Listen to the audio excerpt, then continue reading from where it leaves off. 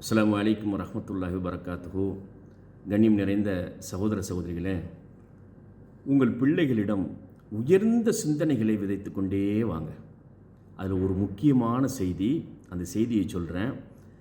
தினந்தோறும் அந்த செய்தி குறித்து ஏதாவது சில விவரங்களை நீங்கள் சேகரித்து கொண்டு அது உங்கள் பிள்ளைகளுடைய மனசில் ஆழமாக விதைச்சிக்கிட்டே வாங்க. அது கொஞ்சம் கொஞ்சமாக வளர்த்தெடுத்தீங்க அப்படின்னு சொன்னால் உங்கள் பிள்ளை ஒட்டுமொத்த உயிர்களுக்கும் பயனுள்ள ஒரு வாழ்க்கை வாழக்கூடியவராக மாறிப்போவார்கள். அதனால் உங்களுக்கு பெரிய பெருமிதங்கள் கிடைக்கும். இதுதான் கல்வி. அப்போ என்ன பண்ணணும்? ஏன் இன்றைக்கி எல்லா ஹாஸ்பிட்டல்லையும் பாருங்கள், எந்த ஆஸ்பத்திரிக்கு போனாலும் கூட்டம் நிரம்பி வழியுது பாருங்கள். சம்பாதிக்கிறதுல பாதி காசு வைத்தியத்துக்கே, மருத்துவத்துக்கு, மருந்து மாத்திரைக்கும் போயிடுது பாருங்கள். அரசு மருத்துவமனைகள் நிரம்பி வழியுது. எங்கே பார்த்தாலும் ஆம்புலன்ஸினுடைய சத்தம்.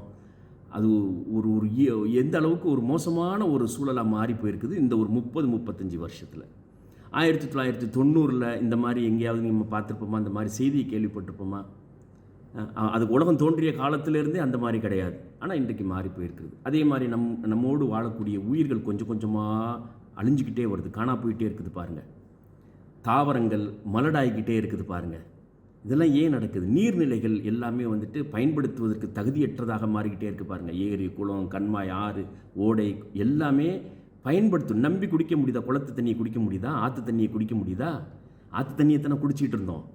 கடல் நாசமாகிக்கிட்டே இருக்குது, காற்று நாசமாகிக்கிட்டே இருக்குது. இதெல்லாம் ஏன்? பல காரணங்கள் இருக்குது. ஆனால் அதில் மிக முக்கியமான ஒரு காரணம் என்ன அப்படின்னா, 1965க்கு பிறகு விவசாயத்தில் கொண்டு போய் அளவில்லாமல் கொட்டப்படக்கூடிய இந்த ஃபர்டிலைசர்ஸ், ரசாயன உரங்கள் இருக்குது பாருங்கள்.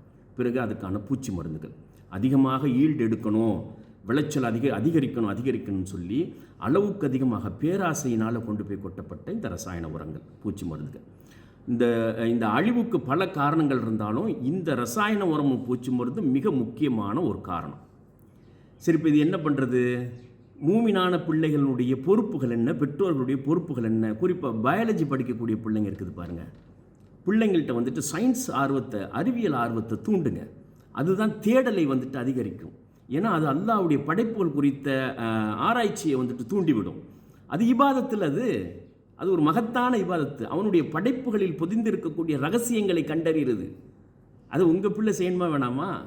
அது எவ்வளவு இன்பமானது, அது எவ்வளவு பெரிய பரிசை உங்களுக்கு கொண்டு கொடுக்கும். ஆர்வத்தை தூண்டி விடுங்க.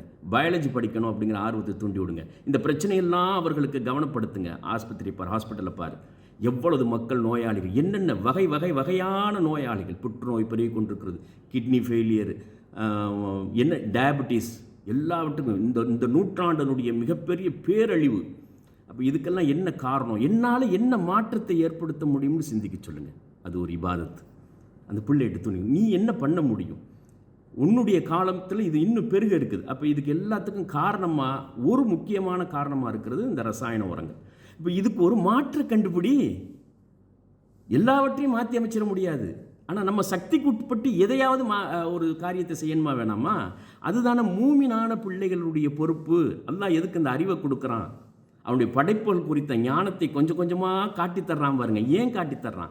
பயாலஜியில் ஏன் அவங்க அவ்வளோ நல்லா ஷைன் பண்ணுறாங்க? மேத்தமெட்டிக்ஸில் ஏன் ஷைன் பண்ணுறாங்க? கெமிஸ்ட்ரியில், ஃபிசிக்ஸில் ஏன் ஷைன் பண்ணுறாங்க? இது எல்லாம் அல்லாஹ்வுடைய படைப்புகள் குறித்த ஆராய்ச்சி தானே. அப்போ அதிகமான அந்த ஆர்வத்தை அவங்க அந்த பிள்ளைகிட்ட இருக்குது அப்படின்னு சொன்னால் பயனுள்ள வேலைகளின் பக்கம் ஷார்ப் பண்ணணும், கூர்த்திட்டணும், இலக்கு நிர்ணயிக்கணும். ஒரே ஒரு ஓரச்செடியை கண்டுபிடிக்க சொல்லுங்கள். சரி, அந்த ரசாயன உரத்துக்கு மாற்றா அதை போய் நம்ம தடுத்து நிறுத்த முடியாது, அந்த சக்தி இல்லை, சரியா? ஆனால் அதுக்கு மாற்ற முன்னிறுத்தலாம்.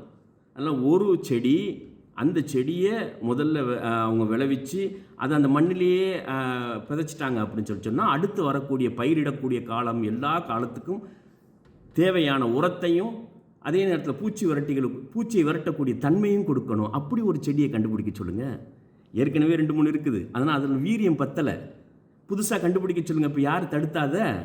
உங்கள் பிள்ளைகள்கிட்ட தூண்டி விடுங்க. அப்பா, நீ அந்த மாதிரி ஒரு செடியை கண்டுபிடி, பிளான் பயாலஜி படி, பயோகெமிஸ்ட்ரி படி, அக்ரி படி. இதுதான் பிள்ளைகள்கிட்ட சொல்ல வேண்டியது. இது வேறு யார்? ஸ்கூல் சொல்லாது. ஸ்கூலுக்கு இதெல்லாம் வேலை. ஸ்கூலுக்கு இது தொடர்பான இன்ஃபர்மேஷனை தர்றது தான் வேலை. நீங்கள் இலக்கோடு போனீங்கன்னா அந்த இலக்கை அடைவதற்கான சில விவரங்களை கற்றுத்தரும். அதுதான் ஸ்கூலினுடைய வேலை, சிலபஸினுடைய வேலை. இலக்கை யார் சொல்லித்தருவா? யாரும் சொல்லித்தர மாட்டாங்க. கவலை மிகுந்தவர்கள் பொறுப்புகளை சுமந்தவர்களாக, அல்லாஹ் ரசூலுடைய பொறுப்புகள் இருக்குது பாருங்க, அவர்கள் நிர்ணயித்திருக்கக்கூடிய பொறுப்புகளை சுமந்த பெற்றோர்கள் தான் சொல்லித்தர முடியும். வாப்பா, நீ இப்படி பயனுள்ள வாழ்க்கையில் நீ பயணிச்சு வா, ஒட்டுமொத்த உயிர்களையும் பாதுகாக்கக்கூடியவனா நீ மாறிப்போவா. ஒரு உயிரை பாதுகாத்தவர் முழு உயிரினத்தையும் பாதுகாத்தவர் ஆவார். உங்கள் பிள்ளை சாதனையாளனாக மாறுவதற்கு, விவசாயிகளுடைய வாழ்க்கையை மேம்படுத்துவதற்கு, உயிர்களை பாதுகாப்பதற்கு உண்டான ஆராய்ச்சியாளராக மாறிப்போவார். மாற்று உரம் கண்டுபிடிக்கக்கூடிய, அது பிளான்ட்டாக இருக்கட்டும், எதுவாக இருக்கட்டும், ஏதோ ஒன்றா இருக்கட்டும், ரசாயன உரம் போட்டு அவர்கள் எவ்வளோ ஈல்டு எடுக்கிறாங்களோ அதை காட்டிலும் கூடுதலாக நேச்சுரல் ஃபர்டிலைசர் மூலமாக, ஆர்கானிக் ஃபர்டிலைசர் மூலமாக ஈல்டு எடுக்க முடியும். கொண்டுட்டு வாங்க, ஒரு விவசாயிக்கும் கற்றுக் கொடுங்க. இதுதானே தேவை. இது யாரை செய்ய முடியும்? மூமினான பிள்ளைகள் தான் செய்ய. மூமினானவர்களுக்கு தான் அந்த பொறுப்புகள் இருக்குது, கடமை இருக்குது. மற்றவங்க தெரியாது. சரி, நம்மளும் தெரியாமல் போய் இதில் நமக்கு என்ன வேலை வாய்ப்பு, பொருளாதார வளர்ச்சி அப்படின்னு அப்படி போயிட்டோம். அப்படி சொன்னால் கடமைகளை நிறைவேற்ற முடியாது. அதனால் அற்புதமான வாய்ப்பு. பிள்ளைகள்கிட்ட சொல்லுங்கள், தினந்தோறும் சொல்லுங்கள். இதை நீ கொண்டு போய் ஆஸ்பத்திரியாக காட்டுங்க. எவ்வளவு மக்கள் வேதனைப்படுறாங்கிறத காட்டுங்க. அதுவே அந்த பிள்ளையை வந்துட்டு மோட்டிவேட் பண்ணி எடுக்கும். தாயும் தந்தையும் கொடுக்கக்கூடிய பொக்கிஷம், மகத்தான பொக்கிஷம். அந்த பிள்ளைகள் சாலிகான பிள்ளைகளாக வாழ்வதற்கு அருமையான வாய்ப்பு. பயாலஜி செக்டாரில் இதை கண்டுபிடிக்கிறது. அஸ்ஸலாமு அலைக்கும் வரஹ்மத்துல்லாஹி வபரகாத்துஹு.